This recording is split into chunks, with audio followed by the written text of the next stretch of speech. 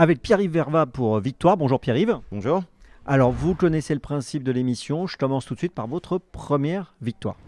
Balcora à Vincennes. Alors c'était quand et racontez-nous. Ça devait être le 26 janvier 93. Une petite course d'apprenti. J'étais venu battre mon ami Michel Bizot.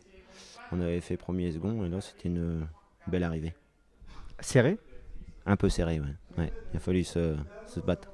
Et alors, quelles ont été vos sensations une fois que vous avez compris que ça y est, c'était fait? Ça fait bien longtemps, hein. C'était la joie de gagner la première déjà, à Vincennes en plus. Bah, tout était réuni pour lancer la carrière que j'ai eue. Alors c'est vrai que gagner la première Vincennes, c'est pas mal parce qu'on a eu d'autres professionnels au micro. La majorité d'entre eux ont plutôt gagné leur première en province. Vous, à Vincennes, vous auriez pu la gagner en province, votre première? Bah, si je l'ai pas faite, si j'ai pas réussi à gagner, c'est que non. Et puis j'avais pas dû monter beaucoup auparavant et atteler. Et là, les circonstances étaient bonnes, tout était réuni. Et voilà on avait fait une petite chose sympa. Alors maintenant, on va parler de votre plus belle victoire. Ma plus belle victoire, c'était le Cornulier. Non, la plus belle victoire, c'était le Normandie avec Prince Gédé. Ça me restera gravé à jamais. J'étais ébloui par le style du cheval ce jour-là. Alors c'est vrai que c'est un cheval qui avait quelque chose de particulier dans sa manière de faire. Bah, ouais, c'était un crack, hein. Pour moi, c'était un crack. J'ai eu la chance de monter ce cheval-là. Après, il y a eu des problèmes de santé et puis ça s'est pas bien combiné l'histoire, mais il aurait. Déjà, j'ai été disqualifié de la première place dans le Cornulier, donc il avait réussi à le gagner, mais dans les allures douteuses. Mais voilà, mon meilleur souvenir, c'est le Normandie. Mm. Alors, vous alliez dire quand même, vous avez hésité un instant, vous pensiez à Arcadia peut-être aussi dans le Cornulier. Ouais, c'est sûr que c'était une très très belle victoire. C'est la course prestigieuse que tout cavalier veut remporter, mais allez, j'aurais quand même un petit penchant sur Prince Jadé. Ouais. Alors maintenant, je vais vous poser une question difficile, mais je pense que j'ai peut-être votre réponse, mais c'est pas sûr. Quelle course, quelle victoire vous fait rêver? Mais il y en a deux. Il y a deux. Après, je pense que les Clubs, ça doit être quelque chose de fort quand même, parce que le public est vraiment près de vous. J'ai pas eu la chance de driver sur l'hippodrome, mais je vois l'ambiance qui peut se faire autour de ces journées-là. Elite Club, gagner un Elite Club, ça doit être fantastique. Après, on va être un peu chauvin, mais gagner le Prix d'Amérique, ça c'est encore, c'est la course mythique.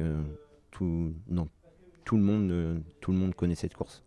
Ouais, donc c'est vrai que les deux sont très proches l'une de l'autre, et peut-être que vous me parliez de l'Elite Club en premier, c'est le fait de gagner à l'étranger qui pourrait être le petit truc en plus.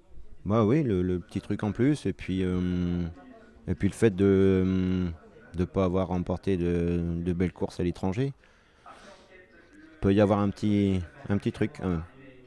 Quel cheval vous a le plus marqué et pourquoi? Bah moi, il y a un cheval que j'ai adoré quand j'étais jeune, c'était Ideal du Gazo. Une carrière hors norme, gagné sur tous les continents, tous les coins de France. Un cheval magnifique. Bah ouais, c'est mon petit cheval de cœur. Ouais, c'est vrai, il avait un physique à lui, vraiment singulier. Ils ont tous leur physique, bien sûr, mais Idéal du Gazo, c'était aussi un cheval qu'on repérait, même quand on connaissait pas les courses. Oui, oui, oui, bah avec sa liste blanche, petit noir, il passait pas inaperçu, hein. En plus, il y a une préparation par rapport à l'arnachement, tout ça, tout était nickel. C'est un souvenir magique pour moi. Ouais. Ouais. Et je pense que, en effet, parmi les gens de votre génération, il y en a pas mal qui ont en souvenir ce cheval-là, et il a marqué pas mal d'esprit, c'est vrai. Et dernière chose, même si là on a parlé d'un cheval auquel vous n'avez pas été associé, il y a un cheval auquel vous avez été associé qui a une place particulière, c'est Prince GD, ou ça peut être un autre? Non, non, non, ça va être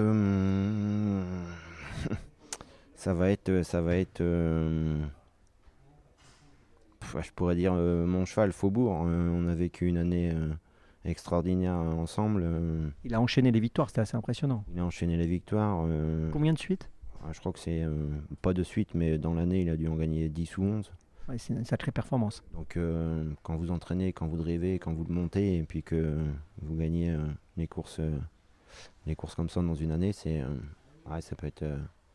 c'est mon cheval de cœur. Ouais. Ouais. Très bien. Merci Pierre-Yves. Merci pour tout.